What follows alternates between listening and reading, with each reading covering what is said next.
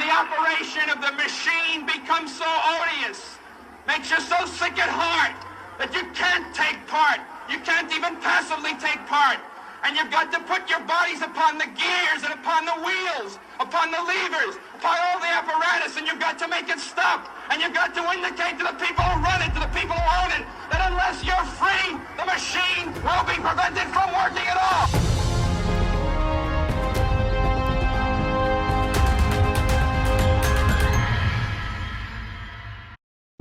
My name is Nicola Charles and I'm a proud anti-vaxxer from Victoria, Australia. Now, I've been worried about vaccines for a long time, but it's not just those clear substances in vials that get injected into people's arms that I'm concerned about. It's vaccines being dropped from the sky as aerosols and vaccines that are added to liquids that we can drink. In 2013, the Australian government administered 1,000 cholera vaccines to recipients in a drink.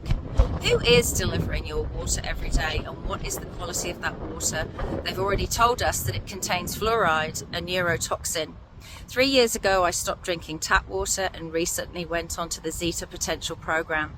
This adds alkalinity to the blood and also increases your electrolytes. Something is giving people mass cancers around the world, and jumping onto Zeta Potential for me has been one way for me to alleviate my fears. If you want to jump on the knowledge train with regard to water, click on the link below this show. It is Monday, May the 12th, 2025, and welcome to the Daily Australian Radio Show, the home of hard-hitting opinions on hard-to-take news. My name is Jason Olbourne. I'm one half of this partnership, and I'm going to introduce you to the other 50% right now, Nicola Charles. Welcome back. Happy Mother's Day, and a whole new world awaits.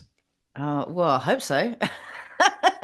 Happy anniversary, Jason. It's your wedding anniversary. Oh, I know you're very happily married, as am I. So I believe that's not always the case. I know that's not always the case. So I hope you have a beautiful time, whatever you're doing with your wife later. Well, thanks very much. 13th wedding anniversary. I'm reminded of in the film Scenes from a Mall, which was Woody Allen and Bette Midler, and it was an odd film because Woody Allen didn't direct it, but they're in an LA shopping mall, and he's walking around with a surfboard under his arm, and Bette Midler comes to find him and says, "What are you doing? Why did you buy a surfboard?" He said, "It's my 17th wedding anniversary." How many times in your life do you get to do that? Once, maybe twice? And that's what I think about, that you do something quirky.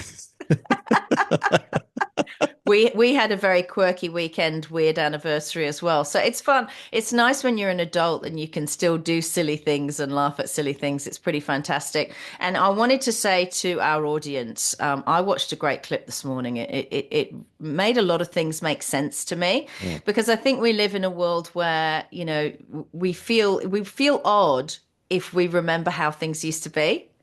And then there are loads of people that don't remember how things used to be, or they remember, but they don't want to remember. They're happy with all the weirdness that's going on.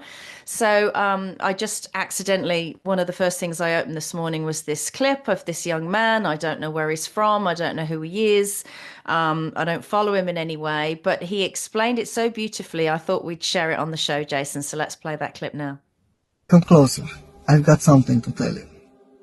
Something is happening across the Western world. You can feel it on the streets, in the courts, at work, and online. It's not just political. It's not just cultural. It's psychological. A silent shift is underway, and it has a name. The Inversion Matrix. 5 sections. Section 1. The reversal begins. In this new system, the native becomes the intruder. The majority becomes the villain, and the truth becomes hate speech. The very people whose ancestors built these nations, who raised the families, tilled the land, and paid taxes, now find themselves apologizing for simply existing. How did this happen? Section 2. Psychological engineering and guilt programming. It began with psychological engineering. First, inject guilt programming, a constant stream of reminders about colonialism, slavery, privilege, and oppression. Then, flood the language with weaponized labels: racist, transphobe, Islamophobe, far-right. each designed to shut down conversation, to train you, to self-censor, and to submit. This isn't about justice, it's about control through confusion. Section 3. The two-tier system of compassion. Look around and you'll see it. As a matter of fact, I think that you know it already. Certain groups can gather publicly in the name of religion or pride. Others are fined, silenced, or arrested for praying silently. Crimes by one group are explained away as trauma, misunderstanding, or cultural norms. Same crime committed by someone else, instant outrage, national headlines, and cancellation. We've moved from equal rights to engineered imbalance, from justice for all to justice selectively applied. Section 4. Institutional capture. Every major institution in the Western world has been taken over by the same ideological virus. Schools no longer teach pride in culture, but shame in history. Police now investigate felonies, feelings, not felonies. Media filters truth through an ideological lens, where facts are problematic and narratives are sacred. Even churches and temples now bow down to slogans instead of scripture. This is called institutional capture, and it's not accidental. Section 5 is the long game. Divide, demoralize, and replace. But why? Because a divided, guilt-ridden, and morally paralyzed society is easier to govern. Shatter its tradition, drown it in imported ideologies, redefine its language, and turn its people against themselves.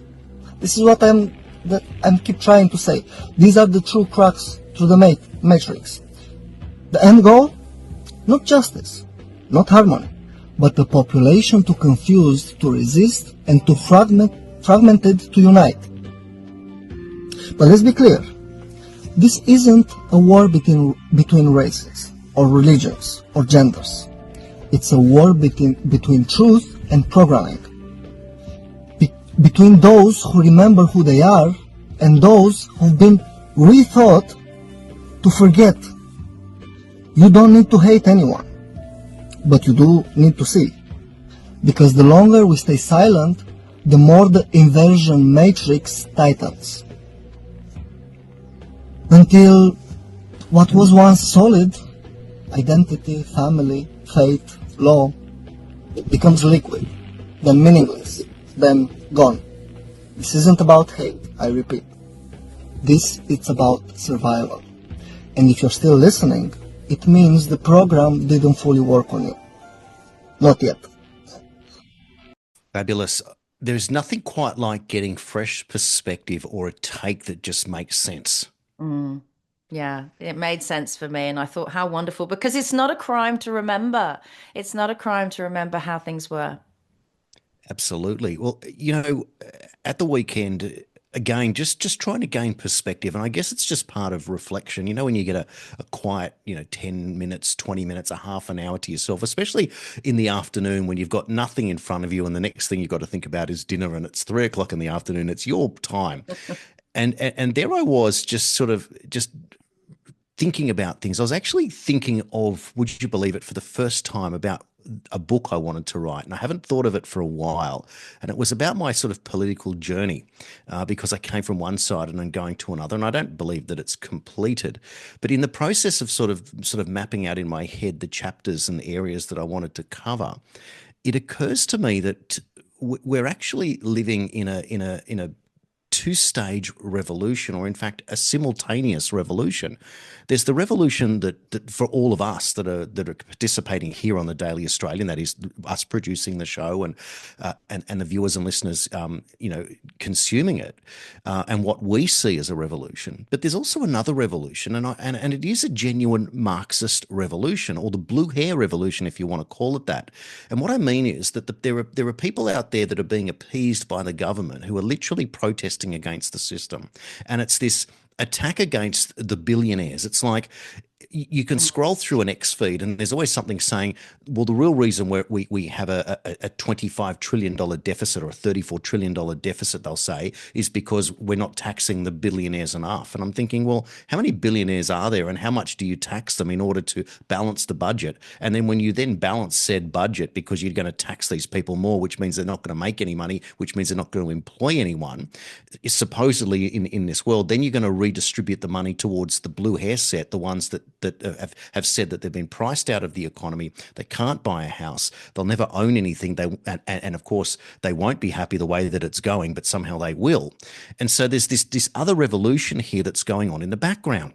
And so what I'm thinking of is that there is a perception that for these people, they're not getting a good enough deal. Well, that's exactly what we believe. We don't believe we're getting a good enough deal, but we approach it from a very different direction. We're not saying give me more money because you suck at your job and you failed at it, and therefore we're getting a bad deal. What we're saying is leave us alone to let us go about the business of improving our own lives, whereas the blue hair set is saying, well, no, the government is going to tax the people that are doing very well and give it to us. And it seems that the government is more on that side than they are on the side of getting out of the way to let us always have been, Jason. I've noticed this for decades, not just with the recent shenanigans.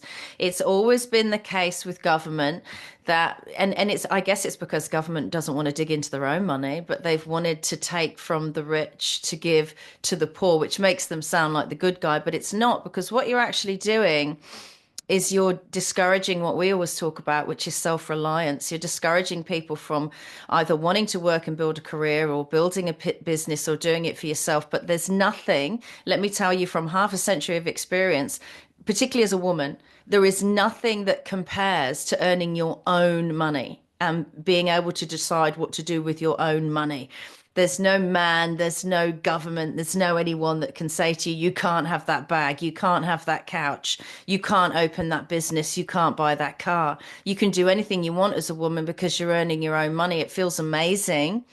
And I think I've passed that on to my daughters. But I think what you talk about with the blue haired brigade is, it's amazing in this day and age how many people, if the government says I'll give you $5 off your tax or $250 towards your energy bills. I don't know anyone who ever got that, by the way, of Labour. Or, do something where you end up with even $1,000. People will do that. But what it does is it de-incentivizes them, because they think, oh, I'll just wait for the next handout. And this is this thing where it's called, it's a big word, infantilization, where you keep people a child. These people want to be children. They don't want to be responsible for their own lives. And it's awful. It's arrested development. There's a psychological term for it. They want to keep us all children. They want us entertained with this television box. They want to keep us as dependent children, like pets. We become like pets. Every now and then you go, oh, I'm going to get some goodies. I'm going to get $1,000. And what do? They go down to the nearest mall and they waste it. And that's the difference between people with that mindset and the billionaires they're trying to make, take the money from. But the problem is that drives the billionaires away. We talked about that last week. And then job creation is gone. And it adds into this thing again where, people don't have any ambition. I can't imagine not having any ambition. I feel like I'm really from the old world, that I'm a female with ambition, because now they just want it handed to them or they want it given to them because of DEI. I got here because I represent a certain community. No, the community you're representing is women. Nothing to do with anything else.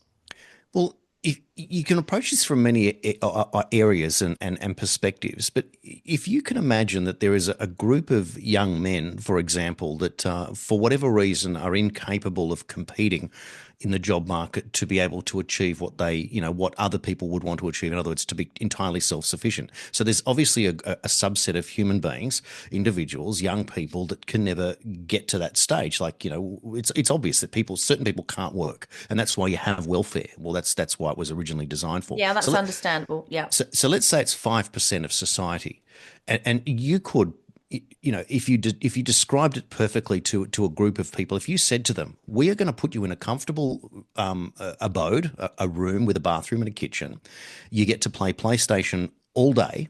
The food will be delivered into the meals room at whatever time you want it, like it's a hotel room, and you get to do that for the rest of your life. And that the pension or the UBI that you receive will cover your rent, it'll cover your food, and it will cover your subscription to PlayStation. People would sign up for that. They would I know. literally take it, right? Yeah. Now, when We we said say last week that's like the people who want to go back to jail.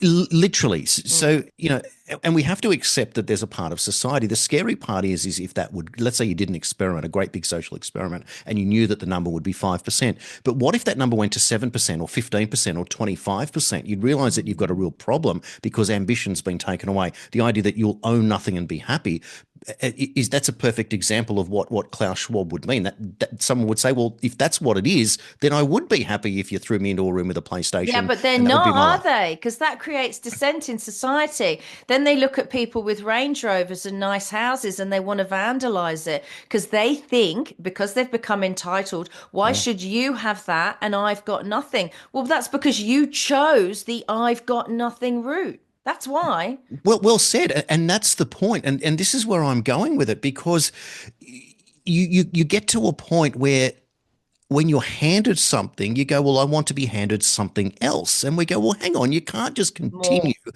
to more, more, more. leech or be a that's a parasite, right? Yeah. Literally a parasite. So therefore, what I'm trying to say is that I know how hard we're all working to be able to compete with the mainstream news, and it is only the mainstream news today that's got any power left because the oppositions in government don't seem to have any, particularly in the United States. The Democrats are as good as finished; they can't compete on anything, and so they just use the media and social media to sort of rat out and do whatever they can to destroy what's happening. And I say that because Trump is the only one that's against the establishment, against in the West. We've got Labor governments, left wing governments everywhere in the other Five Eyes countries, bar New Zealand, which is a three-way coalition.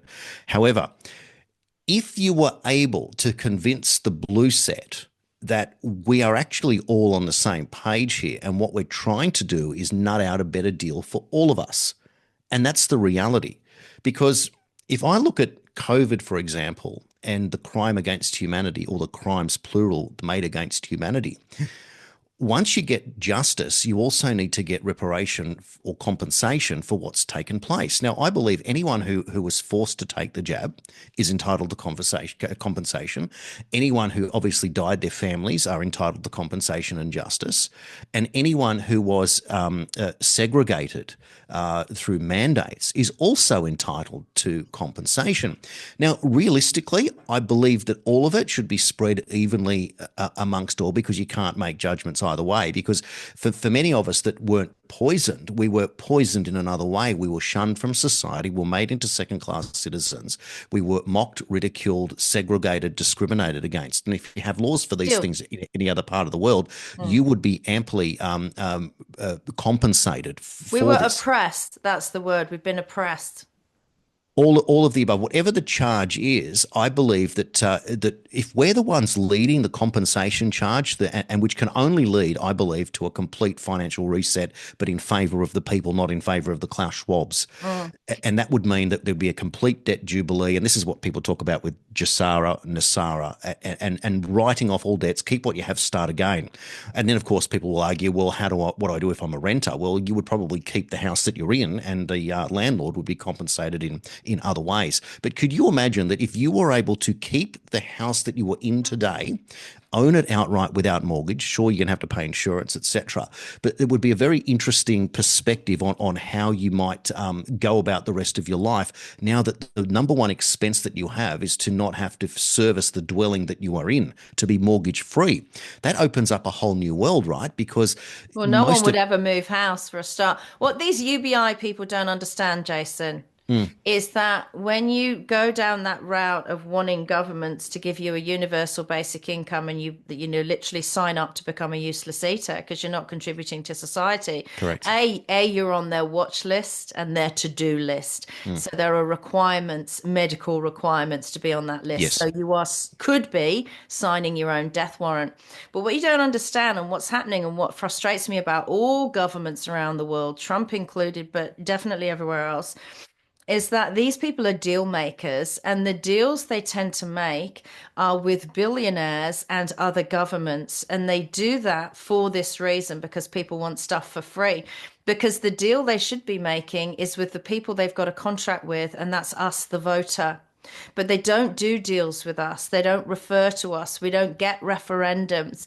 They think basically now, I mean, Labour getting voted in. There's a big, people are starting to write to the AEC now.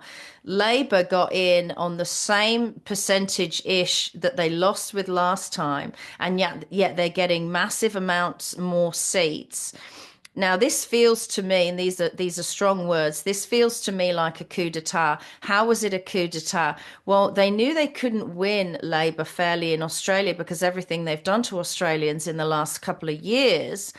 And so what they did is they imported votes. So I don't think anyone could argue with the fact that if you import hundreds of thousands, I believe it's up to 800,000 people now, that can swing a vote, right? And you've cheated. When you've imported votes, you've cheated, because the margin was such that had they not imported those votes, they wouldn't be continuing on with government, which also feels like a sly, subtle, scary dictatorship from Labour. And I don't like the feeling of it at all. Look, it's every election, it seems that here in Australia we have a system that paper ballots, and it's meant to be counted in a certain way, and therefore it's meant to be a beyond reproach. But it seems that every election now there are more and more questions about what is going on, because there seems to be certain anomalies that pop up, and there are little things like a few ballots being discovered that should never happen, to the idea of the preference counting and the two-party preferred. And many people cite Topher Field's academically correct marbles video to explain how preferences are meant to be collected, but they're not or counted, but they're not actually counted that way. We've since learnt with the two-party preferred thing. And it was interesting when we looked at the seat of Hunter, which was between Labor, Dan Repicoli and the National, and then all of a sudden Stuart Bonds got jumped into second place.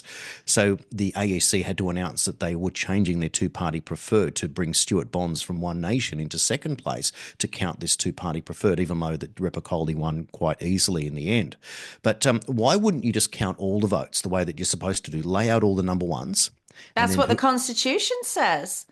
There's Section 24 of the Australian Constitution.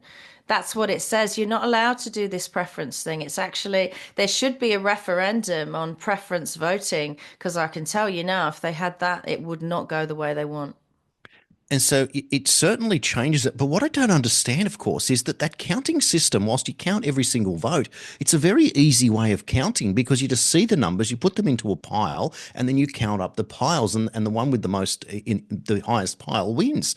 But it seems that it's almost like in the process of trying to shortcut the counting approach, it becomes more complicated because they're looking at different ways of doing it. I just wish they would go back to a very simple system of lining them all up and watching the piles and then distributing the piles accordingly. And then we wouldn't be in a situation that we have doubt. It's the lack of trust in a system that starts the problem in the system. If you can't trust it, then there's no merit there. And we live in a system now that every day that there is less and less trust. And yet, so what does the power do that holds it? It tries to censor us or eliminate our criticism in order as to said in that clip, Jason. Correct. The truth, they want to get the truth on shaky ground because they want you to believe something else. But there are those of us who remember, I mean, it was only 2018, 2019. I mean, like I said before, people have got the memory of a goldfish. Yeah. Someone comes along and says, oh, this is the new system now, and we're going to throw you some cash, and we're going to make you loads of promises that we probably won't keep. And people go, oh, yay, let me sign up for that. Like, what's wrong with them? We should be demanding so much more accountability, and we just don't in Australia. I do get frustrated with Australians sometimes because the amount of people who are awake, mind you, the amount of people who are awake, I now believe is bigger than the 34% that Labour got in votes to get in. I believe that more than 34% of Australians are awake. So again, that doesn't really make any sense. But I had frustration with Trumpeter Patriots. I think they came in and splintered the Freedom Independent vote. I think they were very detrimental. I don't know if it was a deliberate thing or if it was an honourable thing to come in and try and save Australia. But I think it had many, many downsides. And for all of these freedom people now to be having these Zoom calls saying, oh, well, we just have to join the major parties. Do you know what that is? That's an old British adage. If you can't beat them, join them.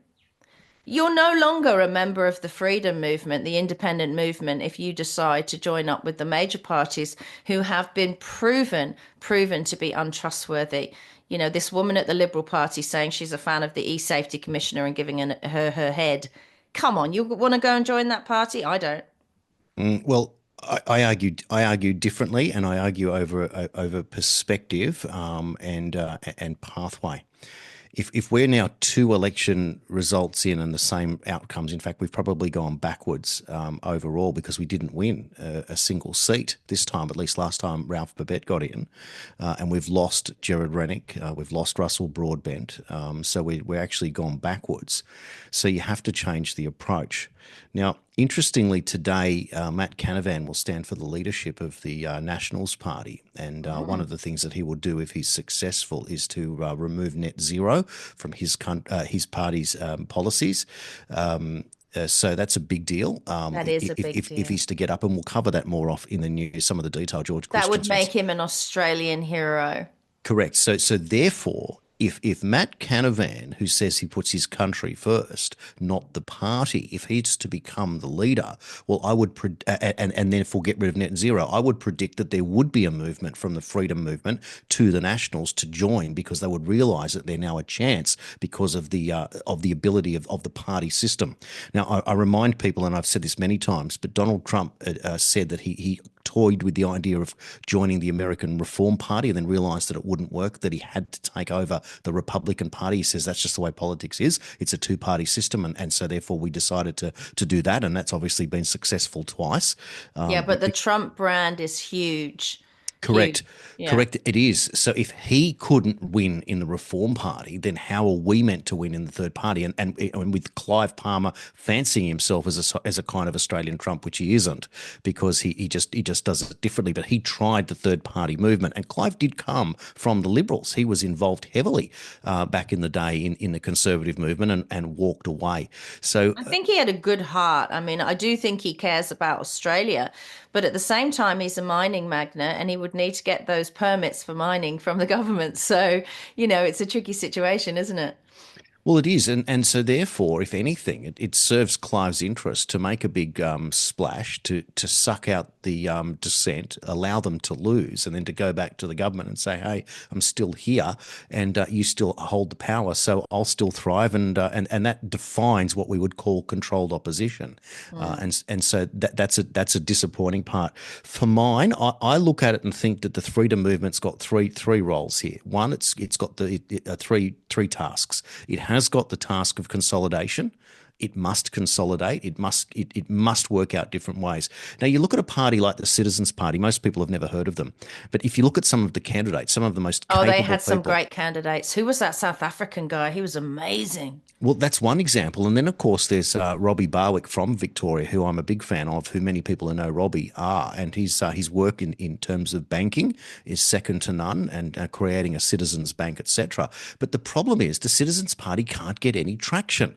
But if you were running a new Nationals Party, let's say Matt Canavan gets up today, he's going to have to really rethink what he does, because he's got a lot of white ants in his party that are going to go and try and join the globalists and tell him that he's an extremist and a MAGA and a Trumper and all this bullshit that's going to go out. But what he really would like to do is to be able to have a really good recruiting policy. Now, he also said that he likes the idea of the Nationals now running candidates in suburban seats, not just in regionals. Now, my argument has been that we need to win this from the regions. We can't win in the city yet. It's too controlled. It's all Labor. It's all left wing around all the city ring suburbs. Yeah. Even so much as Adam Bant losing, now Labor owns everything in Melbourne, like completely. The whole city of Melbourne and all the surrounding suburbs are all Labor seats. It's impossible to think. I mean, save for Russell's seat of. May God have mercy on ourselves. Exactly, save for Russell's seat of Monash, a couple of others there. It's all red ring. So if they were to run, now I've said it before about my seat of Patterson. Now that's Maitland. It's west of Newcastle, but it runs a Liberal. But across the river in line is run by the Nationals, and behind and around me is the seat of Hunter, which is Labor. But the Nationals, they don't run Liberals there; they run Nationals. So my argument is, I agree with Matt Canavan. I think after 4 unsuccessful tries by the Liberals here in Maitland, which is semi-rural and sort of developing city, why not run a National instead of a Liberal and run a different campaign? And I think that might just be enough there, because you would get enough support for people in the Hunter Valley, and you would be able to then bring in some of the Liberal policies. So for mine, we need major change. We need major change. And, there is an adage that says you need to set political fires in the countryside and they'll be able to see them from the city. That's the adage. And well said. Yeah, totally agree with that. Totally agree. So, but third party can't win Patterson. It just can't win Patterson. We've had multiple attempts. We've had multiple parties. We've even had the independent mayor for Maitland run, who won as an independent twice in a row now as the mayor, but he could only get that 9.8%, which is exactly what Russell Broadbent says. If you don't run from the centre on the fringes, you can only ever win 10%. And this was proven by Matt Camanzuli in McMahon. He won 10% of the vote.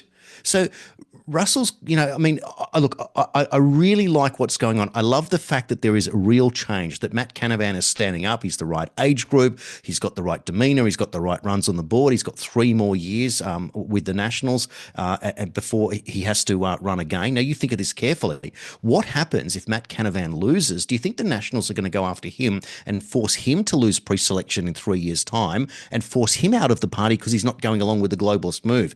Matt Canavan has put his career at stake here. Carl Stefanovic this morning on the Today Show said, well, Matt, why are you doing this? Why don't you just go and open up your own party? As if to say, yeah, go do a Gerard Rennick because you'll get beaten too. And Canavan's like, no, I love the National Party and I'm here to fight for the National Party in Australia. But it's interesting that when they feel like there's a threat, they say, oh, just go leave and go do it your own way. Like, what a horrible thing for Carl Stefanovic to say, instead of going, you know what, Matt, we've known you for years. You're a great servant to Australia. Good luck to you, etc. No, the propaganda, mainstream media supporting the globalist left-wing agenda goes along and tries to tell Matt Canavan to go away. Well, Matt Canavan won't. I think he's got the goods. I think he'll be a marvellous leader for the National Party. And I'm certainly encouraged, and I think that would be the best leap forward in 6 years if Matt Canavan could lead the Nationals. We would at long last. And of course, the other interesting thing is that Jacinta Price, who won her seat for the Senate, which they have to compete every 3 years in the territories, unlike the states, they get 6 years. She was country Liberal, but she sat in the National Party room. She's now defected to the Liberals and wants to be considered for the deputy of the Liberal Party. So here's my point. If Canavan gets up for the Nationals, Jacinta Price, the person most responsible for the no vote, becomes the deputy Liberal behind Angus Taylor, who was only ever going to last a year as leader. He hasn't got the goods. Jacinta Price, if she was to get a lower house seat, could lead the Liberal Party. Matt Canavan could be the deputy and Jacinta Price could become the next Prime Minister of Australia. Strike me down, but is that not something out of the box? She does seem to have her head screwed on properly, yeah. Well, I have it on good mail that a former Prime Minister, a very conservative recent Prime Minister who I regard as the best opposition leader I've ever seen, is the one pushing for Jacinta Price to become the next Prime Minister of Australia. So there is something big there. That is a huge leap. And I tell you what, the freedom movement would be well served to send. I think it's like this. Let's quantify what the freedom movement is. Is it 1 million people? Is it 500,000 people? Is it 300,000 people? I'm going to say at this stage, it's got to be 1 million people, but 300,000. I think it's between 3 and 5 million. Okay, so let's call it 1 million for honestly really low numbers. Out of that, let's take 30%, 300,000. We put 100,000 people together to create, which was all the members of the UAP. They had 89,000 at their peak. Let's put 100,000 people, leave them in the freedom movement to consolidate. Let's send 100,000 people to the Nationals and 100,000 people to the Liberals. The Liberals and Nationals between them wouldn't have 40,000 members of their parties. So if you put 100,000 new people from the freedom movement in the Nationals and 100,000 people into the Liberals, and then you restructure the branch structure and you choose your pre-selection candidates, all of a sudden, let's look at this. and I won't say you can't put Jared Rennick because he's saying he won't go back, but let's say there were some other really interesting candidates that could now run for the National Party in a lower house winnable seat, or could run for the Liberals in a But lower how long house does winnable it seat. take for the lobbyists and the nobblers to get to them in the Liberal Party until they're sat down in a room and told exactly who it is they work for, Jason? They may be good people on the fringe and in the freedom movement now, but you just don't know what's going to happen to them when they get to a major party, because these parties are not run like the smaller parties. They are a business machine of commerce, and no small candidate for anywhere is going to come in and, you know, stick a spanner in the works of the machine of that business. That's how that works. And so you might have the faces up there that you trust. I actually think that's more dangerous, having the faces and the names up there that you trust next to the name Liberal, and they won't behave the way you expect to. I mean, let's face it, we haven't not been double crossed before. We've been double crossed by people we trusted before. For God's sake, I trusted Scott Morrison as a Conservative. I thought he was a great Prime Minister. What a fool I was. Well, Scott obviously, was from the establishment. These people would come from outside. Once you get 51% of the vote, and that's really all politics is, it's binary. It's zeros and ones, yeses and nos. 51 beats 49 every single time. So as long as you've got 51 to 49 in the party room, or let's say you need 76 seats to win government.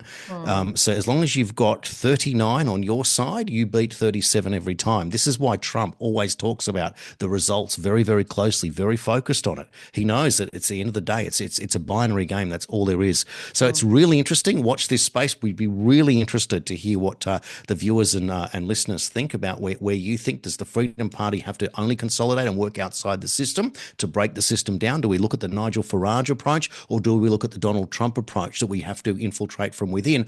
Or, because we don't know, do we work all three angles, the Nationals separately, the Liberals separately, and the Freedom separately? My perfect scenario has been, and I've said it all along, we consolidate the freedom movement and create something substantial, maybe under a single banner, whatever consolidation we do. We then go to the National Party, we work with them, infiltrate if we have to, and we force a split between the Liberals and the Nationals, because the Liberals really want to be like Labor, the Nationals want to be like us, and we form a new coalition with the Nationals and the freedom movement. Imagine if it was the Nationals / People First, that became the ultimate thing. So it became the National Party. You're assuming, Jason, that you could get any kind of traction within the mainstream media. It's not going to happen. It's not going to happen. Well, again, they follow the money. Their nose sniffs around the money, and the money wants Australia to be a communist state. Right, this coup d'etat that's happening with Labour, who are China friendly, Dan Andrews and Anthony Albanese, and the other coup d'etat would be America, because America only does coup d'etats, right? They say it's an American coup d'etat in Ukraine. It's nothing to do with Russia and Ukraine. America wants Ukraine, and that's certainly the case. All these American billionaires like the Clinton Foundation going in to build Ukraine. I think Australia is essentially, and we know it's on shaky ground. We know the history of Australia and who owns it is on shaky ground. They're literally saying it to you, welcoming you to your own country. Like, what? So you've been lying to us all this time. We've been voting for you. All this time we've been paying taxes to you. All this time we've been buying land from the crown. And now you're saying to us, when you welcome us to our own country, that actually you didn't have the right to sell that land to us. Working within a system that is completely broken worries me. And if we do this again for another 3 years, it will be no different in 3 years. I mean, I'm already very worried about what's going to happen to this country in the next 3 years, Jason. Anyway, let's get on to the news, because we've got some really exciting news headlines. My name is Nicola Charles, and I'm a proud anti-vaxxer from Victoria, Australia. Now, I've been worried about vaccines for a long time, but it's not just those clear substances in vials that get injected into people's arms that I'm concerned about. It's vaccines being dropped from the sky as aerosols, and vaccines that are added to liquids that we can drink. In 2013, the Australian government administered 1,000 cholera vaccines to recipients in a drink. Who is delivering your water every day, and what is the quality of that water? They've already told us that it contains fluoride, a neurotoxin. 3 years ago, I stopped drinking tap water and recently went onto the Zeta Potential program. This adds alkalinity to the blood and also increases your electrolytes. Something is giving people mass cancers around the world, and jumping onto Zeta Potential for me has been one way for me to alleviate my fears. If you want to jump on the knowledge train with regard to water, click on the link below this show.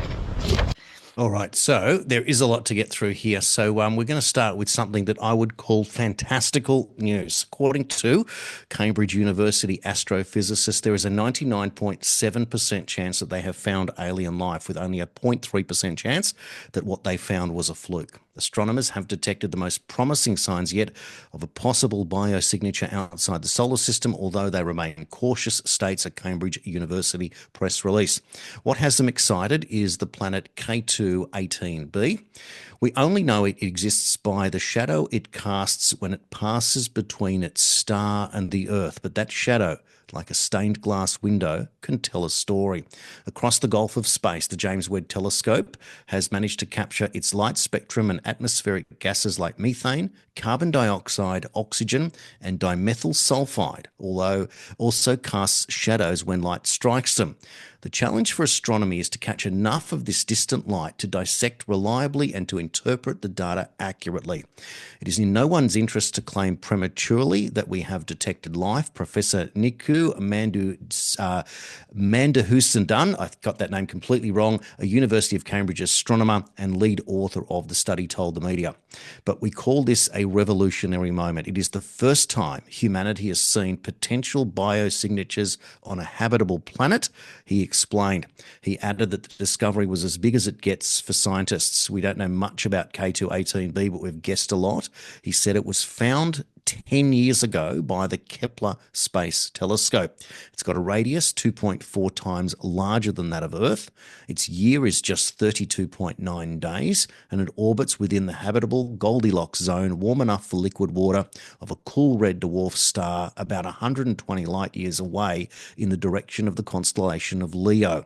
University of Cambridge astronomers believe it has a thin hydrogen atmosphere over an oceanic surface, thus the term Haitian, a hydrogen ocean world. But the opposite could also fit the limited known facts that K2-18b could have a thick atmosphere over a magma sea.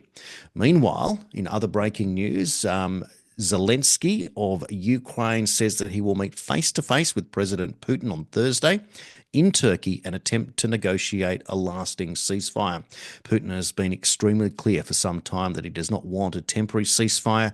He already has the advantage on the battlefield. Putin wants a permanent end to the conflict, and Trump says Ukraine should take the deal. Meanwhile, Secretary of Treasury Scott Bessent has said, "I'm happy to report that we made substantial progress between the US and China in the very important trade talks. We will be giving details tomorrow, but I can tell you that the talks were productive. We had the Vice Premier, 2 Vice Ministers who were integrally involved, Ambassador Jamieson and himself. And I spoke to President Trump, as did Ambassador Jamieson last night, and he's fully informed of what is going on, so there will be a complete briefing tomorrow morning." Meanwhile, US Trade Rep Ambassador Jamieson Greer said this was, as the Secretary pointed out, a very constructive 2 days. It is important to understand how quickly we are able to come to an agreement, which reflects that perhaps the differences were not so large as may be thought. That being said, there was a lot of groundwork that went into these 2 days. Just remember why we're here in the first place. The US has a massive $1.2 trillion trade deficit, so the president declared a national emergency and imposed tariffs. And we're confident that the deal we struck with our Chinese partners will help us to work towards resolving that national emergency. So China has struck a deal, it seems, with the US, and an official announcement will be tomorrow. Now, President Trump is headed to Saudi Arabia this week, where we will know that the famous sword dance went around when he went around the world. So it's interesting he's going back to Saudi Arabia. But there is a video circulating today. It's on my X page. It says, "Before I leave for my trip for Saudi Arabia, the Emirates and Qatar, we will have a very, very big announcement, the biggest one possible, and it will be positive." So that is a huge deal, what we're finding out there. Meanwhile, India and Pakistan have traded accusations of ceasefire violations on Sunday. hours after US President Trump announced that the nuclear-armed neighbours had stepped back from the brink of full-blown war. India's Foreign Secretary said that Pakistan had committed repeated violations of the truce and that it was retaliating, while Pakistan said it remains committed to the ceasefire, that its forces were handling violations by India with responsibility and restraint. So that's more interesting news there. Now, also, I want to talk about Senator Matt Canavan will today attempt to gain the leadership of the National Party. Now, George Christensen's put together one of his string-together posts, which are wonderful, detailed information, a lot of nuance in there. I'm going to read from it now. George writes that under David Littleproud, the Deputy Leader Perrin Davey lost her Senate spot, and Jacinta Price was blindsided the Nats and defected. Targeted seats weren't won. The Senate party status has likely been lost. On the day of the election, George writes, David Littleproud literally texted his colleagues with the following completely off-beam message. We executed the strategy to perfection, then added, savour the day. That was the delusion on stilts, the kind that gets parties voted out. During the election, Littleproud spent most of his time in seats like Bullwinkle and Calare, both of which the Nationals didn't come close to winning. Meanwhile, Bendigo, where the party nearly pulled off an upset, was driven by Senator McKenzie and a strong local candidate. So on the day of the election, Littleproud literally texted his colleagues with that message. And during the election, Littleproud spent most of his time in those particular seats, and yet in his own seat of Maranoa, he copped a near 3% swing against. Meanwhile, most Queensland Nationals gained ground, but it shows that Littleproud is a weight, not a lift. Polls show that about 40% of Aussies don't know who David Littleproud is, and even if show a photo, they wouldn't even know that he would be the future Deputy Prime Minister, argues George Christensen. More like a mid-level bureaucrat who sends out emails marked friendly reminder when someone parks in his spot. He didn't cultivate a relationship with Jacinta Price and she walked. He ignored Andrew G until he walked. Benched good men like Keith Pitt and David Gillespie, and they walked. He didn't just lose them, he drove them out. George argues that he's seen leadership style like this up close. During COVID, whilst George said, I fought the mandates and such nonsense, the media would attack me, and Littleproud would join in, but call me up before throwing me under the bus. Sorry, mate, got to do the dance. That's not a leader, George argues. That's a muppet. But the betrayal of the worst one, he said, was net zero. Littleproud embraces that fantasy and has signed regional Australia over to the climate cult. We pay more, we work less, we own less, and Littleproud smiles for the cameras. Canavan speaks for real Australians, the ones who shower after work, not before. He gets the bush, he gets the battler, he gets it. Matt's policy is simple. Our plan should be to save the country, not the party. That's not a slogan, that's a mission, and a laudable one at that. Such rhetoric is not typical of Canberra's political class, who are forever focused on parties and faction. Canavan is not just a talker, he's a planner, and this is part of his plans.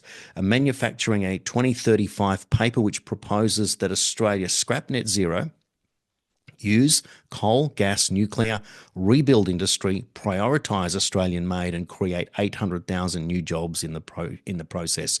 Canavan's leadership agenda consists of policies including, as we just said, scrapping net zero, rebuilding sovereign industry, boosting housing and regions, supporting families through tax reform, and growing national resilience.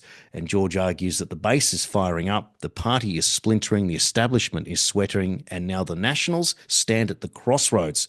They either collapse or fight back. And realistically, they could also be the beginning of the revolution that we've been sitting on for some time. Nicola.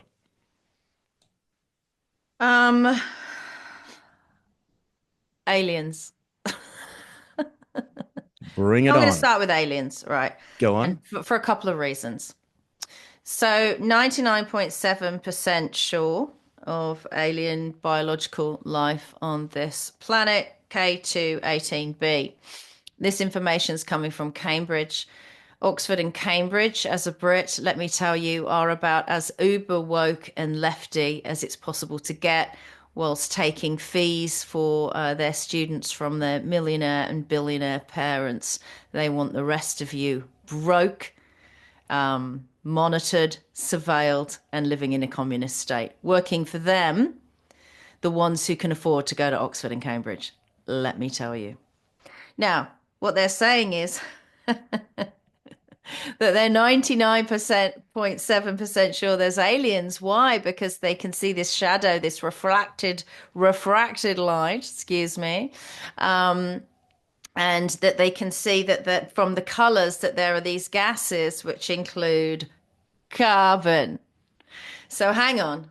We're sure on K2-18b that there's warm water and life from the retracted light, thanks to one of which would have been created by carbon, which you're then confirming carbon equals life, while at the same time on this planet telling us we have to get to net zero carbon. I wonder what we will then look like from K2-18b. I think what we'll look like is a load of idiots that we've tried to get rid of our life affirming gas.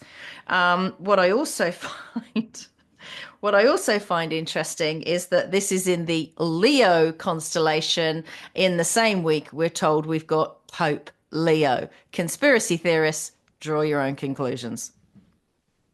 Yeah, how about that? That's interesting, isn't it? Well, Trump came out and said earlier on that he believed that, he suggested that there was life in our solar system. So what Well, it's the stupid to scientists... think we're alone. Also, I want to know, Jason, what's wrong with us as a species? We know there's an awful lot wrong with us. We're a species where some of us want to very much dominate, steal from, abuse, and lock up all the others. We're not nice to each other. We're certainly not ants.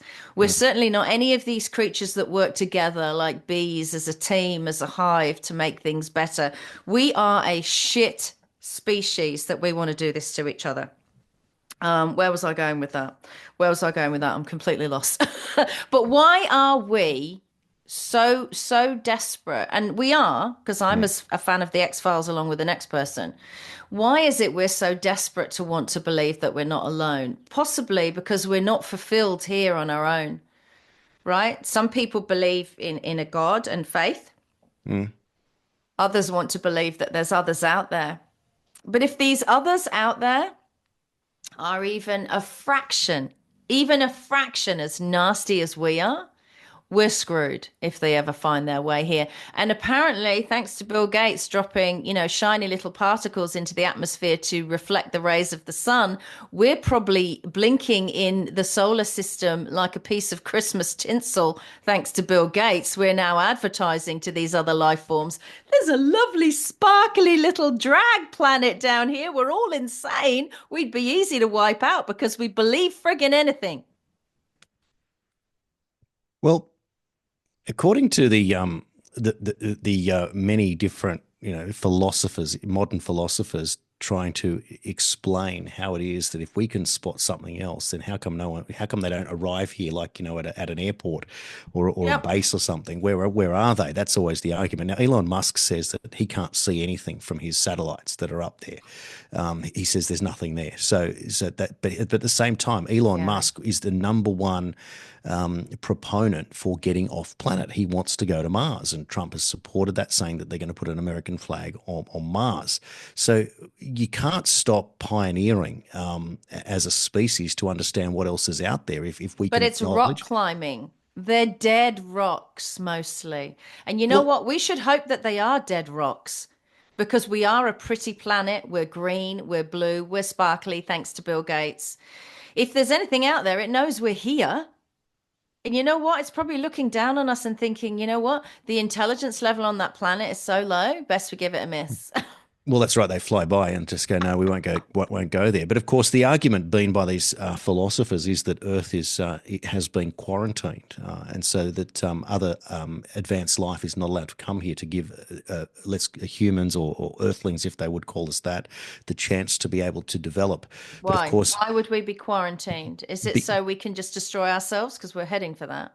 Well, part of it is, but that's also the argument that when there were nuclear weapons, the bases, this is when they've said there has been recorded documentary evidence of recordings of so-called alien spacecraft coming near nuclear weapons silos and preventing things from happening, and saying that that's the line in the sand. The nuclear weapon is where there has to be an intervention, but at the same time there's a quarantine to let you work this out for ourselves. Now, it was, goodness me, in the book called Exopolitics, and he's a well-known South American, whose name escapes me for the moment, but he wrote a book and proposed that he said it has to be the US president that comes out and declares that there is other life in the universe. And he said from that moment, he proposed that what you should do is then create a 10-year moratorium that you start advancing the discussion around the world about how you would then introduce alien life to planet Earth, but you wouldn't do it immediately. It would be a 10-year planning exercise to work out what would be involved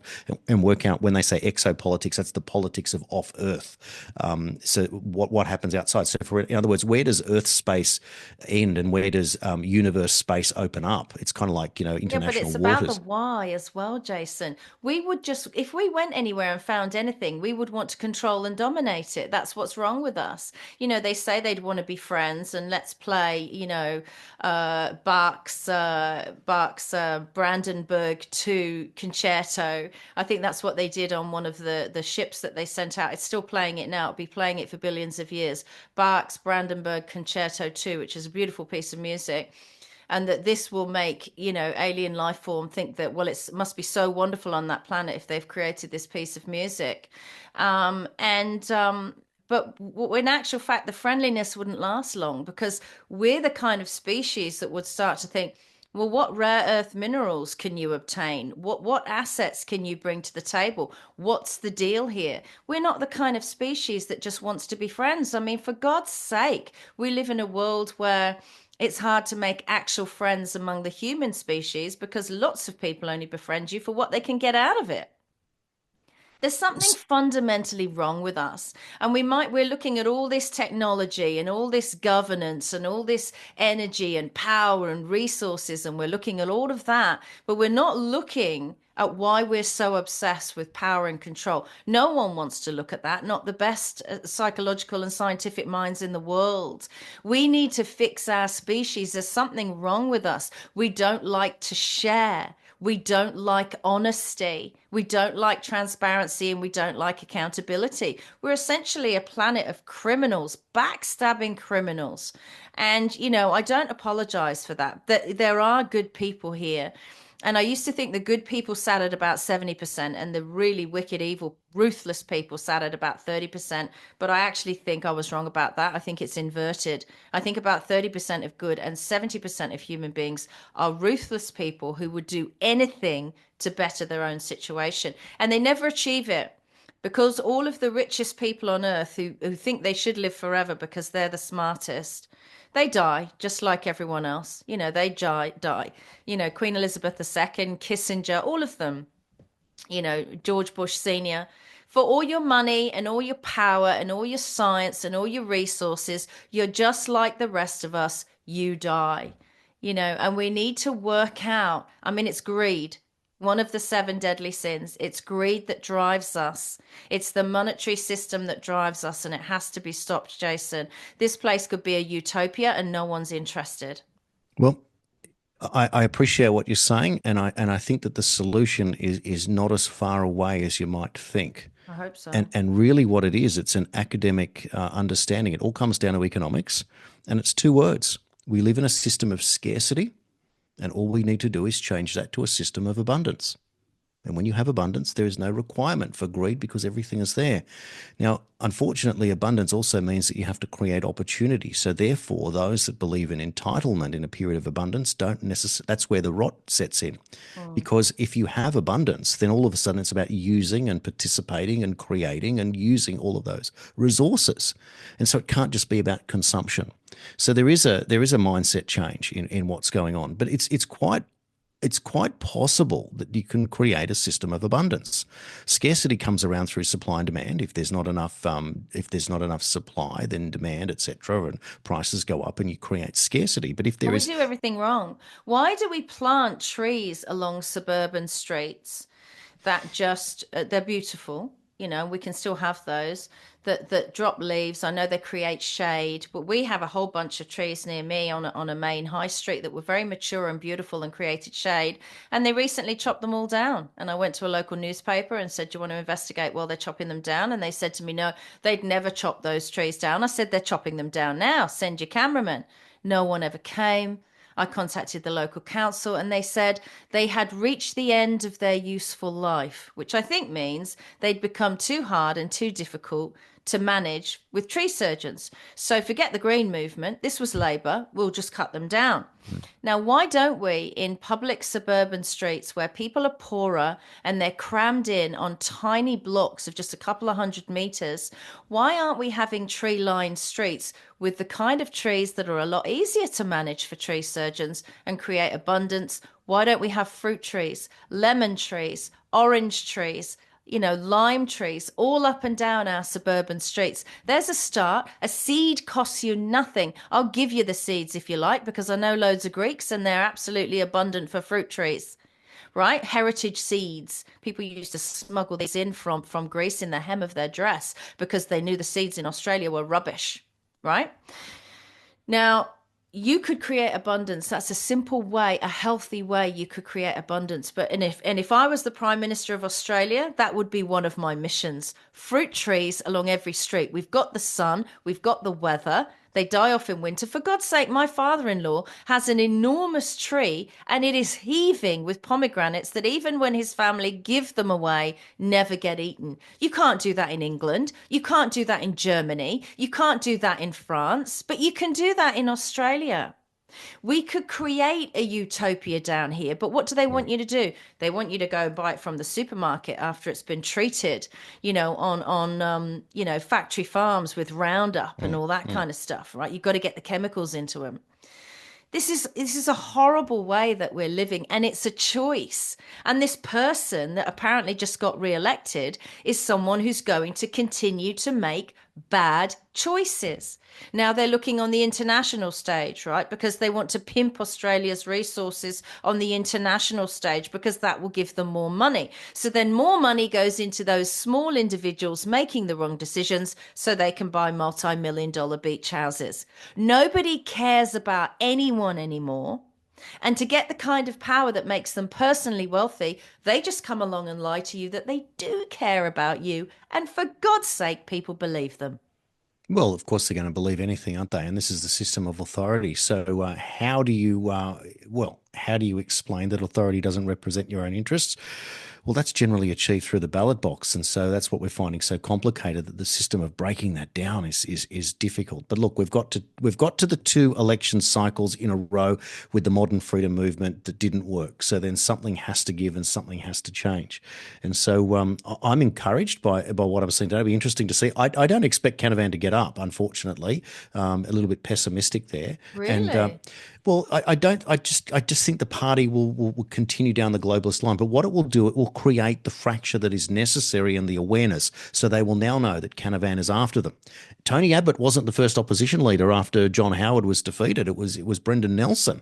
Abbott didn't come in until much later, and when he did, he destroyed Kevin Rudd in record time. So these things take time, unfortunately. But we'll then see what happens, because on Tuesday there has to be a new leader of the Liberal Party because the old leader's gone. He lost his seat. So that may be the first thing. But it would be really interesting if Canavan were to get up, and it will certainly put the pressure on the Liberals to see who they're going to pick. Because could you imagine if it's David Littleproud returned and Susan Ley becomes the leader of the Liberals? My God, they might as well just join the Labor Party at that stage. That is the worst possible outcome, and it's also probably the most likely outcome at this stage. So we will see what's going on. They're jumping on the financial bandwagon because there's something wrong with our species. We can't care about each other. Not truly, not really. We're not capable of it. We will do anything. We will create wars. We will create pandemics. We will create lies about the climate while telling us from Cambridge University, not surprisingly, a lefty university, there's a planet over there with carbon on it, therefore it must have life. The same university backing net zero policies. What a bunch of hypocrites. Well, that is a very good point, isn't it? But at the same time, it kind of defeats the original argument. If you're going to say we've just found life by carbon, but you're going to reduce carbon on this earth, wouldn't that go a long way to an effective Matt Canavan first argument when he comes out as the new leader of the Nationals, let's say? Take it and run with it. And says, well, there you go. That's why we're getting rid of net zero. We just saw at Cambridge today, they've just announced that through finding carbon, they've found life. So carbon is life. Anti-carbon is anti-life. That's the reason why we're getting rid of net zero. Something very much what Tony Abbott would have said. Now, Now, a couple of bits of news that I want to get to because we're running out of time, and I didn't cover it in the headlines. But James Roguski, who is probably the world's, if not number one, in the top 5 independent journalists concerning the WHO, and he has published at the weekend. It appears that from the negotiation of the pandemic agreement is far from over. He says he's obtained 2 leaked documents that appear to confirm the analysis that he's published, and he then refers to say that the above means that the pandemic agreement cannot be signed until agreement regarding the details of the PABS annex are finalised. It seems that this is likely to take at least another year for the Intergovernmental Working Group to finalise the PABS annex. It seems that the nations will not be able to actually sign the pandemic agreement until the 79th Health Assembly in May of 2026. So that's very interesting news there from James Roguski. That's actually very good news. That delay is good news. More than we could have hoped for. Absolutely. We'll take the delay because, of course, anything can happen in 12 months. Now, the other interesting news that's just been announced literally moments ago from President Trump. He said, we're going to do the right thing, something that the Democrats have fought for many years. Therefore, I'm pleased to announce that tomorrow morning in the White House at 9 a.m., I'll be signing one of the most consequential executive orders in our country's history. Prescription drug and pharmaceutical prices will be reduced almost immediately by 30 to 80%. They will rise throughout the world in order to equalise and for the first time in many years bring fairness to America. I'll be instituting a most favoured nations policy whereby the United States will pay the same price as the nation that pays the lowest price anywhere in the world for its prescription medication. Now, of course, that's not the great announcement that we would all like to hear, but in America, where we know how expensive medications are, made no sense, and that's what he's arguing. It made no sense for that. But when we've seen in the past documentaries by Michael Moore, where people were taken to Mexico to get the exact same treatment at affordable prices, well, now you'll get the same price in the United States as you would have got in Mexico, which just seems ridiculous, but it's something in the benefit. So at the end of the day, if this puts more money in people's pockets, it means that people who need medicines that couldn't afford them, which is a shocking thing to think in the world's richest country, this happens. Well, now you'll be able to afford your medicine where you couldn't before, and therefore it brings back. It's the idea of the first stage, I would argue, or one of many stages in making America healthy again, but also creating a new equality there. Now, for Why mine, would it need to be healthy again? Yeah, because of Operation Warp Speed. I think that's the least he can do. well, yeah, of course, you can argue for that as well, but this has been going on a lot longer than Operation Warp Speed. And of course, there are people like us, that many of us that avoid prescription medicines and any medicines as long as we possibly can. And I always think that that's an interesting one. Like many people will do that. They'll do a self-audit of the medications that they're on and try and work out other ways to get off them. Yes. But if you're dependent, for example, on insulin, you need insulin. There's nothing much you can do there Absolutely. until you... Yeah. If your pancreas doesn't work. But of course, there's type 1 diabetes that your pancreas doesn't work. There's type 2 diabetes that is generally controlled. And phenobarbital for epilepsy, that's dogs and humans. You know, apparently that works for them. And that was very expensive in America when I was there as well. So again, there's more examples of where you do need to be medicated, but people can also, I remember my GP saying to me that type 2 diabetes, he said, was 100% preventable. He said, I used to think that it wasn't 100%, but he then told me, I'm convinced that it is, and it can be managed with, diet and exercise, etc. So there are always different perspectives, but of course, people will go to the doctor and be a heavy smoker, for example, or eating, or heavy drinker or a bad eater, and then would like to be given a medication, say for they believe it's their cholesterol and a cholesterol medication. Whereas I've known other people that have gone to their doctor and said, "Doctor, I've got I've got a cholesterol problem." Well, what are you eating? I'm eating fast food. Well, stop eating the fast food. You don't need a medication. Just prevent it by not doing that. So there's approaches to all of this stuff. But again, this is an interesting one. So what he's done is he's starting with the Make America Healthy approach. But really what he's doing is it's an economic approach by making things fairer for Americans. I think he's trying to stop the big pharma rort. Exactly what he's doing. That he's calling them out. Yeah. Calling them out, and the whole idea of saying that development costs, well, he's saying, well, hang on a second, how can you charge the Americans the development costs if you can buy the same thing in Mexico for cents, and here you're selling it for thousands of dollars? Look, it's the same here in Australia. We have the the PBS where sometimes medicines costing hundreds of thousands of dollars can be purchased for the price of a normal script of around $30, and things have got to get Well, onto the people go PBS for that. online. People go online in Australia and get stuff from overseas. And I mean, there's stuff as well that you can't even get in Australia. I only learned the other day from a doctor, from a GP, that you cannot get in Australia. You can get blood tests for everything, HIV, Epstein-Barr, platelet levels, all of it. But you cannot in Australia, this time in history, get a test on your blood to test for the level of spike proteins. Now, we know they told us there are spike proteins now developing and replicating in the blood of the vaccinated for COVID-19. And yet you can't get that test in Australia. And that just stinks of something they don't want us to know. So, yeah, again, things are not good. They're not good there. They're not good here. Trump seems to be doing something about it. He's trying to right the ship. I think he realizes what went on, because I think there was a plan that he was told about, a preparation plan, but he didn't realize that inside that plan was a plot. And the plot was a lot bigger and a lot darker. And now he's trying to right the ship. That's how I see it, right? That's how I see it. That's just my personal opinion. But whatever the case, people need to be helped. And if the only help they can get is through pharmaceuticals in their own belief, because I believe in freedom of choice, then they should not be price gouged for that. Just like we shouldn't be price gouged in Australia every time we walk through the door of a supermarket. And we certainly shouldn't be data mined, facial recognition, and have all of that sold on, which also happens. Oh, look, absolutely. No, I can't remember. I think I was at one of the major supermarkets the other day. I had to get something specific, and it had one of those gates. I don't know if you've seen them in the Stop self you checkout, which leaving is unless, yeah. yeah.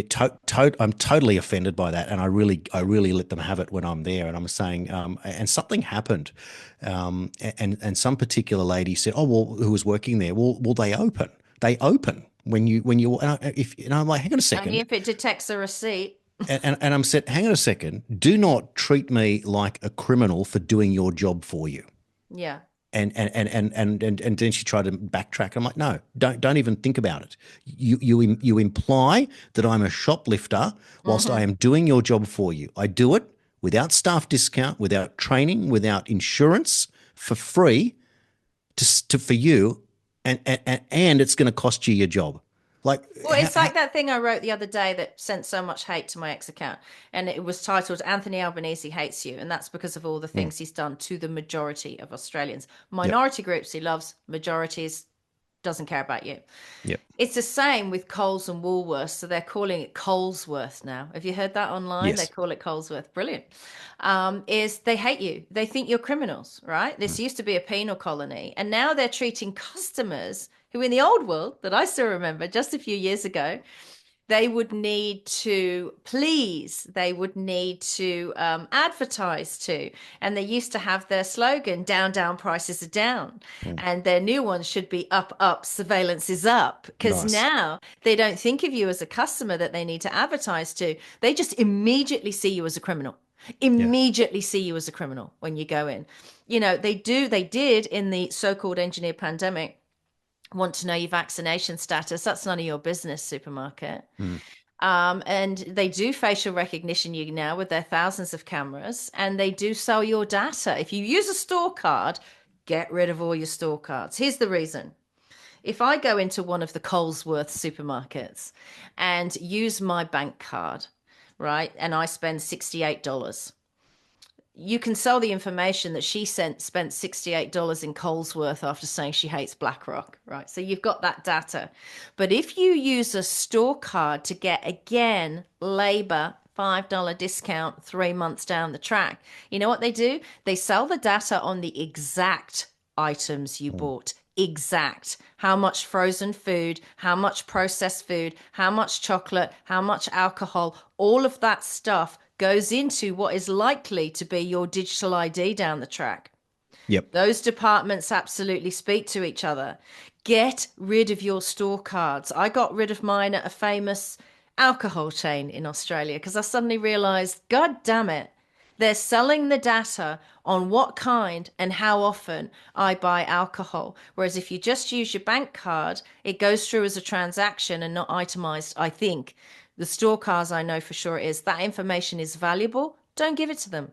No, absolutely. And again, it's always sold to you as some sort of tiny little bit of convenience Mm. or advantage. And you're right. I mean, the rewards are a pittance anyway, and you wonder why you even bother.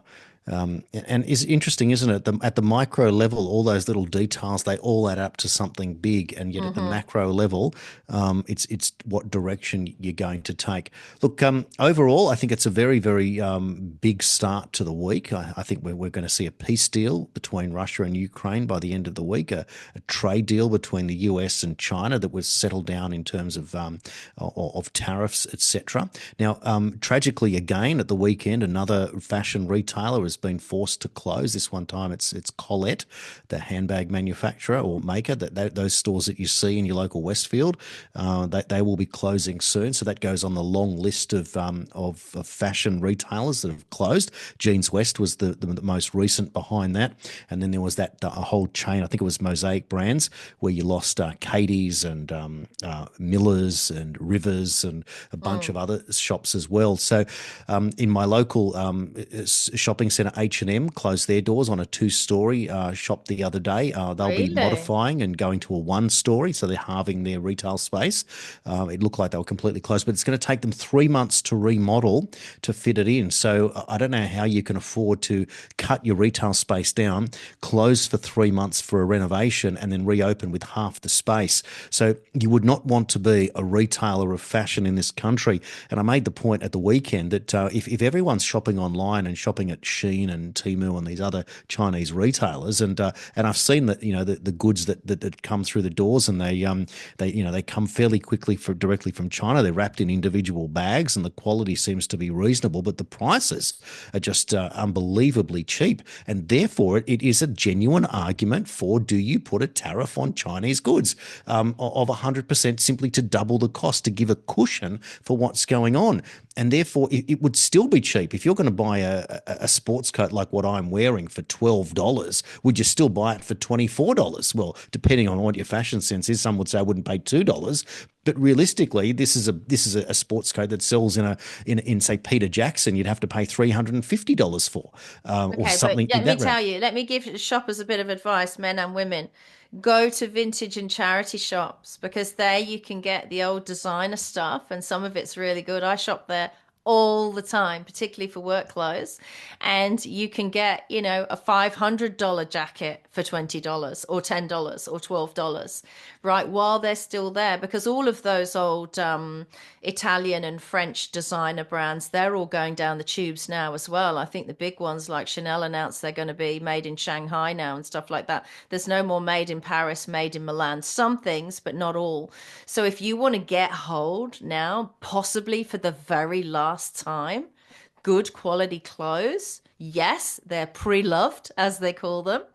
You need to go to these vintage and charity stores because they're running out.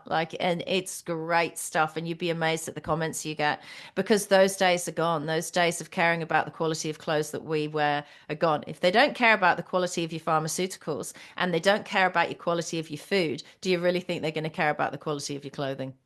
Well, absolutely not. And the market is reacting in such a way. If these retailers cannot keep their doors open in these big shopping centres, what's going on? Like, I really wonder now how you're going to fill up your local Westfield in terms of retailers. If the fashion can't cope, and that's generally takes a whole floor of one of these multi-level things, it's just a whole fashion floor. If that was to be wiped out or cut in half, then what are you left with? Supermarkets, Well, in tobacconists. Chadstone, half of it now is a food court.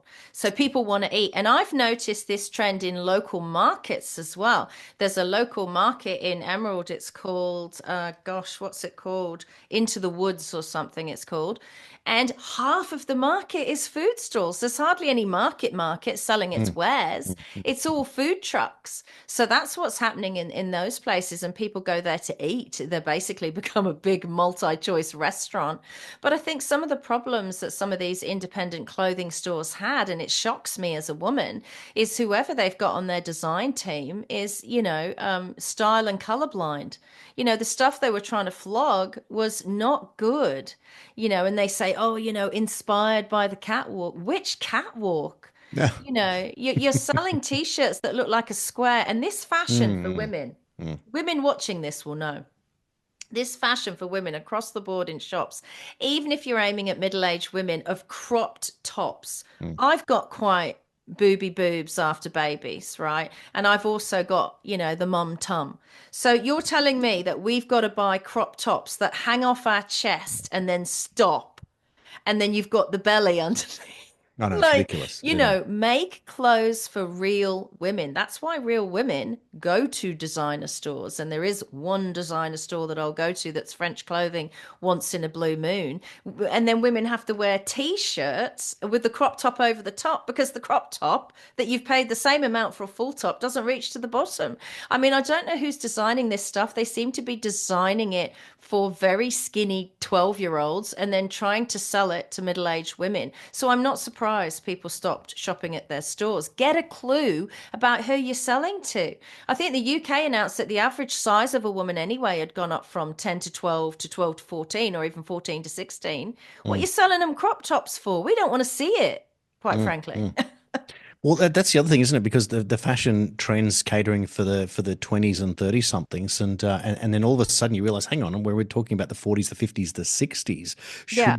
Should women in their 50s, do they want to be shopping in Sports Girl, or do they want to be shopping somewhere else? At what time does Sports Girl need to become Sports Woman? It just seems, you know what I mean? Like it's a different age group as We're an well. aging population, Mm, apparently. So mm. why aren't there more stores catering for the older lady anyway?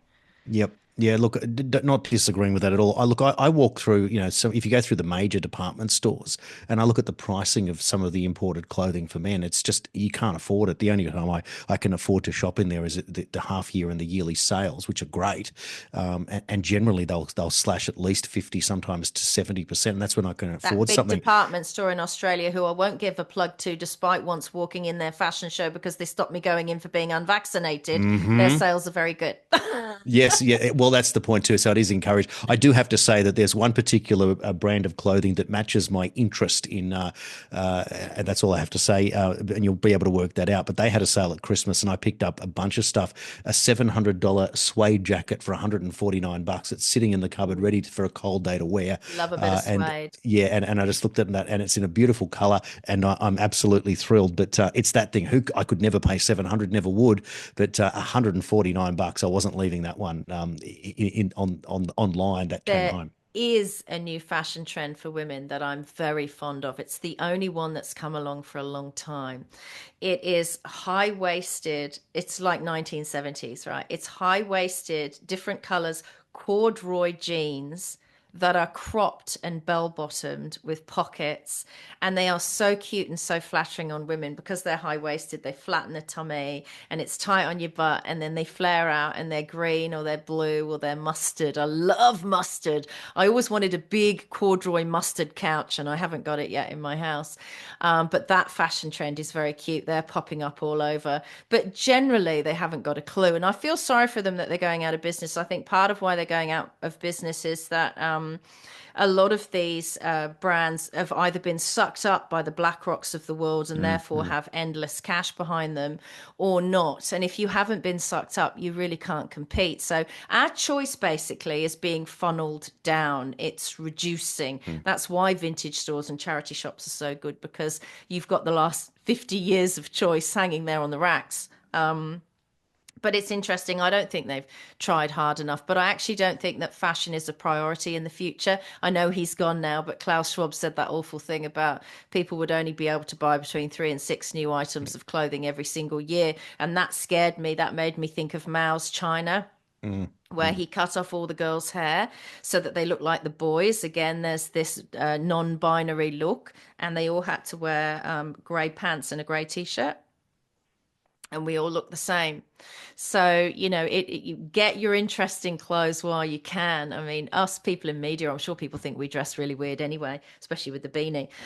But you don't want to look like everyone else. If that's where we're going, you don't want to look like everyone else. There's a teenage girl brand. I won't give them a plug, but it's got the name emblazoned across all their sweatshirts. And it's such a crappy little brand. And these girls lap it up. And the brand basically makes all teenage girls look like strippers. And Mm. they advertise on the side of buses. And people people think they're great, and it's just rubbish. Yeah. Well, there is a lot of rubbish clothing, isn't there? And then, it depends what you buy. And of course, like me, if you buy a new tie, it's an automatic magnet for a stain. It doesn't matter where even if you're not around food, you'll look down. You How can did that steam stain get there? ties, Jason, if you've got a steamer. Well, yeah, that's another option, but the other alternative is not to wear them. But the last 3 white T-shirts I have bought, I've put them through the wash and they've come out, even though whatever, and they've all got stains on them. They literally last one wear. So I'm banning You're myself like an from old white man getting stains on your T-shirt. I can't My believe it. husband's I just pull it out. I'm like, I've worn it once. It's got where did that stain come from? I don't even remember eating food or being around food. I don't know. Maybe there's something in the washing machine. Crazy. But yeah, look, eternally frustrating. Well, we used to talk a lot about cars on the show. We always do. Now we've moved it into fashion. So I feel like that this is becoming very much a magazine show now, Nicola. I'm sorry. But well, we did say hard news and hard opinions, but we also have opinions about the other things. And now I do find it interesting that when you have to suffer through what's on mainstream TV and some of those morning shows, and they say, and advice we're going to give about such and such, and it's this basic advice that anyone would know already, but it just dumbs people down. But I think that our conversation about fashion today is just an interesting way to compare notes, and maybe people who are watching who are interested in what fashion they buy can maybe even share where they buy it. I mean, where do you go and buy something today that of decent quality? It's just interesting to know and to compare notes in those circumstances. Yeah, decent quality is a notion of the past, I think, generally. And it's not just clothing. It's toasters, it's fridges, it's ovens, it's washing machines. I've got a really old, well, not that old because it sings to me, but I've got an old Samsung washing machine. And my crime is I overload washing machines, right? I've got big softy blankets that are on the couches and the beds. And when I put that into wash, it weighs like 1,000 tons. Yes. And so I've had to have the little motor thing replaced twice on it because it won't turn because it's exhausted because I've used it too much. But every time it's finished a wash, it's about 12 years old now, it sings to me a little tune, and it's a British tune, like it's really proud. It goes da da da da da da da, like it's like I've finished the wash. But you know what, even though I've had to have this couple of $100 little thing replaced by my little washing machine man who's in his 70s now, it's still going. And new things don't. Dishwashers last 2 years, toasters last a year, even if you get them at Costco. That happened to me. And so it's really hard to get good stuff. And again, vintage stores, they've got old toasters, old lamps, all the good stuff. It will last longer and look better in your home. Get some style, Australia. Stop buying stuff online. Well, there you go. Good advice. Well, it's been an interesting start to the week. It promises to be the massive news week. Can't wait to see what happens from here, and hopefully Matt Canavan can pull off a surprise victory and become the new leader of the Nationals. That will rejuvenate the political movement here in Australia big time. If we have a mainstream politician saying that net zero must end, that's going to change a lot of things and ruffle a lot of feathers. And I wonder how many people will therefore go forward and put their hand up and go join the Nationals. Very, very interesting times. Yes, and if he does say that, I shall be more excited about K2-18b as a planet, because yes, we can celebrate there might be life on it thanks to carbon. Thank you so much again for watching The Daily Australian with myself, Nicola Charles, and my co-host and co-producer, Jason Olbourne. It's Monday. Have a great start to the week. We will do this all over again tomorrow. My name is Nicola Charles, and I'm a proud anti-vaxxer from Victoria, Australia. Now, I've been worried about vaccines for a long time, but it's not just those clear substances in vials that get injected into people's arms that I'm concerned about. It's vaccines being dropped from the sky as aerosols and vaccines that are added to liquids that we can drink. In 2013, the Australian government administered 1,000 cholera vaccines to recipients in a drink. Who is delivering your water every day, and what is the quality of that water? They've already told us that it contains fluoride, a neurotoxin. 3 years ago, I stopped drinking tap water and recently went onto the Zeta Potential program. This adds alkalinity to the blood and also increases your electrolytes. Something is giving people mass cancers around the world, and jumping onto Zeta Potential for me has been one way for me to alleviate my fears. If you want to jump on the knowledge train with regard to water, click on the link below this show.